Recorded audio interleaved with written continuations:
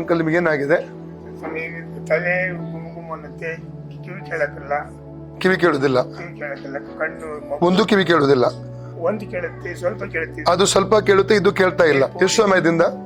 4-5 ತಿಂಗಳಾಯ್ತು. ಈಗ ಗುಣ ಆಗ್ತಾ ನಂಬ್ತೀರಿ? ಯೇಸು ಗುಣ ಮಾಡ್ತಾನಂತ.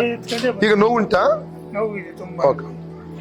ತಂದೆ ದೇವರ ಯೇಸುವಿನ ನಾಮದಲ್ಲಿ ಪವಿತ್ರಾತ್ಮನ ಸಹಾಯದೊಂದಿಗೆ ಕರ್ತ ನಿನ್ನ ಪಾದ ಪೀಠಕ್ಕೆ ಬಂದಿದ್ದೇನಪ್ಪ.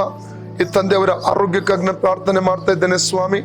ಅಪ್ಪ ಸೌಖ್ಯಪಡಿಸೋ ನಾನಲ್ಲ, ಸೌಖ್ಯಪಡಿಸೋ ನೀನಾಗಿದೆಯಪ್ಪ. ಮತ್ತೆ 11:28 ಹೇಳ್ತದೆ, ಎಲ್ಲಿ ಕಷ್ಟ ಪಡುವರೆ ಹೊರವರೆ ನೀವೆಲ್ಲ ನನ್ನ ಬಳಿಗೆ ಬನ್ನಿರಿ, ನಾನು ನಿಮಗೆ ವಿಶ್ರಾಂತಿ ಕೊಡ್ತೇನೆ ಅಂತ ವಾಗ್ದಾನ ಮಾಡಿದ ದೇವರಪ್ಪ. ಇವರ ತಲೆ ವೇದನೆ ಬಿಟ್ಟು ಹೋಗ್ಬೇಕು. ಮಾತ್ರವದೇ ಲೆಫ್ಟ್ ಸೈಡ್ ಕರ್ತನ ಎಡಗಡೆ ಇರುವ ಆ ಕಿವಿ ಕೂಡ ಕರ್ತನ ಕೇಳುವ ಹಾಗೆ ಅದ್ಭುತ ಮಾಡು. ಕಿವಿಯನ್ನು ಬ್ಲಾಕ್ ಮಾಡಿರುವಂತ, ಕೇಳದಾಗ ಹೊರಡುವಂತ ಆ ಒಂದು ಕೇಳ್ವಿಕೆಗೆ ಎದುರಾಗಿರುವಂತ ಎಲ್ಲ ರೋಗಾತ್ಮ ಶಕ್ತಿಗಳನ್ನು ಈ ತಂದೆಯ ಶರೀರದಿಂದ ಕಿವಿಯಿಂದ ಹೊರ ದೊಬ್ಬುತ್ತಾ ಇದ್ದಾನೆ.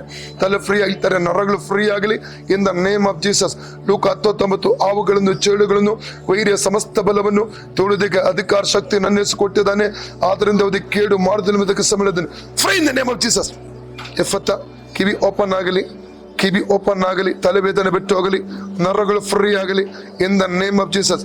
ಕರ್ತನ ದೇಶಕ್ಕೋಸ್ಕರ ಬಾಸುಂಡೆಗಳ ಮೂಲಕ ಈ ತಂದೆ ಗುಣವಾಯ್ತು. ಕರ್ತನ ದೇಶಕ್ಕೋಸ್ಕರ ಬಾಸುಂಡೆಗಳ ಮೂಲಕ ಈ ತಂದೆ ಗುಣವಾಯ್ತು. ಕರ್ತನ ದೇಶಕ್ಕೋಸ್ಕರ ಬಾಸುಂಡೆಗಳ ಮೂಲಕ ಈ ತಂದೆ ಗುಣವಾಯ್ತು. Free in the name of Jesus. ಈಗ ನೋಡಿ ಅಂಕಲ್,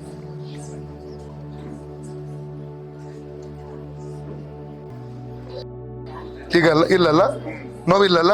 ಓಕೆ, ಪ್ರೈಸ್